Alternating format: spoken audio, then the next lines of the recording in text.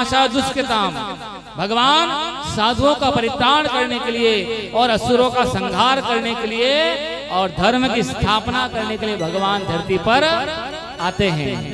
इसलिए हम सभी को भी धर्म की रक्षा करनी पड़ेगी। ध्यान से सुनना पीछे वाले भाई लोग, हम सभी को भी धर्म की रक्षा करनी पड़ेगी। हम सभी लोग धर्म की रक्षा कब कर पाएंगे, कैसे कर पाएंगे? हम सभी लोग धर्म की रक्षा कैसे करेंगे? कैसे करेंगे? ऐसे अलग अलग बातें करेंगे थोड़ी होगी धर्म की रक्षा। अरे हम सबको एक मिलकर के एक होना पड़ेगा, तभी हमारे धर्म की रक्षा होगी। हम सभी को एक मिलकर के धर्म की रक्षा करनी पड़ेगी, तभी इस धर्म की रक्षा होगी। हम सभी को धर्म के मार्ग पर चलना पड़ेगा और हम सभी को हिंदुत्व होकर के हिंदुत्व की रक्षा करनी पड़ेगी। यदि आप संगठन बना करके रखोगे तो हमारे हिंदू धर्म की रक्षा होगी। व्यास मंच से हम यहाँ पर बैठे हैं तो अभी कुछ दिन पहले ही मैं मोबाइल के माध्यम से देख रहा था कि अभी 22 तारीख को जो पहलगांव में हमला हुआ है, 22 तारीख को अभी सुना होगा आपने भी, टीवी समाचारों में देखा होगा। 22 तारीख जो पहलगांव में हमला हुआ है, उस हमले में कम से कम 28 जने मारे गए अपने हिंदू के। कितने? 28 जने मारे गए जो जवान थे। और अभी कुछ लोग हमारे मित्र लोग बता रहे थे कि जो कश्मीर में जो पहलगाम है वहां पर एक नवयुवान दंपत्ति की शादी हुई थी 18 तारीख को, और 18 तारीख को शादी हुई थी और वो घूमने के लिए कश्मीर पहलगाम में गए थे। और 18 तारीख को शादी हुई और 22 तारीख को उसको हिंदू पूछ करके हत्या कर दी गई। केवल इतना पूछा कि क्या तुम हिंदू हो कि मुसलमान हो, क्या पूछा? इतना पूछा। और जैसे ही हिंदू कहा, कुछ भी नहीं पूछा, न तो जाति पूछी कि तुम कौन सी जाति के हो, ब्राह्मण हो कि क्षत्रिय हो कि शूद्र हो कि कोई सेवक हो कि कोई भगत हो, कुछ भी नहीं पूछा। केवल इतना पूछा कि तुम हिंदू हो। इतना हिंदू कहते कि उनको गोली मार दी गई। कितने जनों को? 28 जनों को।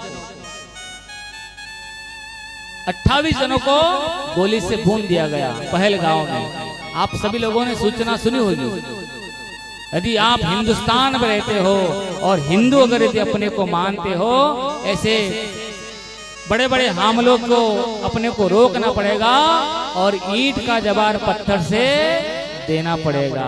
ईंट का जवाब पत्थर से देना पड़ेगा, तभी उनके समझ में आएगी। नहीं समझ में आने वाली नहीं है।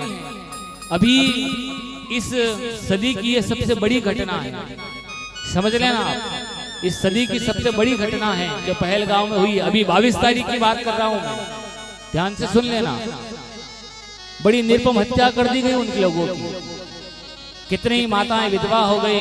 कोई किसी का पति था, कोई किसी का पिता था, कोई किसी का भाई था, लेकिन उस घरों में जो दीपक था उस दीपक को उन्होंने बुझा दिया। पहलगांव की घटना जो घटना हुई उसमें सभी 22 तारीख को जो नव दंपति जो मारे गए हैं, उन जो पति और पत्नी दोनों घूमने के लिए गए थे, एक पत्नी के सामने उस पति की हत्या कर दी। और हमारे जो मित्र बता रहे थे कि उसमें हमारे एक जवान इंदौर का भी था, इंदौर महू का भी था, उस जवान को भी मार दिया उन्होंने।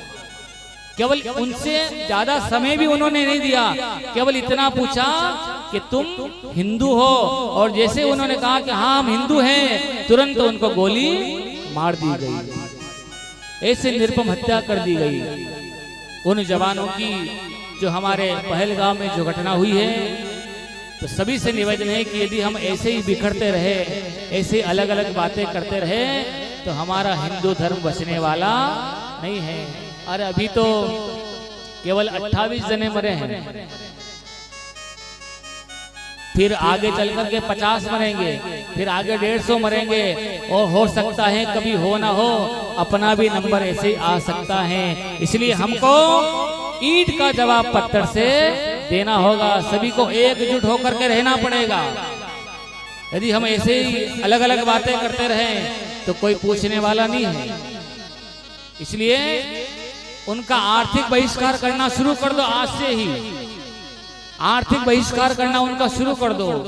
कौन है सब लोग, हम लोग जान रहे हैं। उनका बहिष्कार करना आप शुरू करोगे ना तो धीरे धीरे वो समाप्त होते चले जाएंगे। उन्होंने कुछ भी नहीं पूछा, न तो जाति पूछी कि तुम तमिल हो, कि तुम कौन सी भाषा बोलते हो, अरे मराठी भाषा बोलते हो कि गुजराती बोलते हो, अरे हिंदी बोलते हो कि इंग्लिश बोलते हो, कुछ भी नहीं पूछा।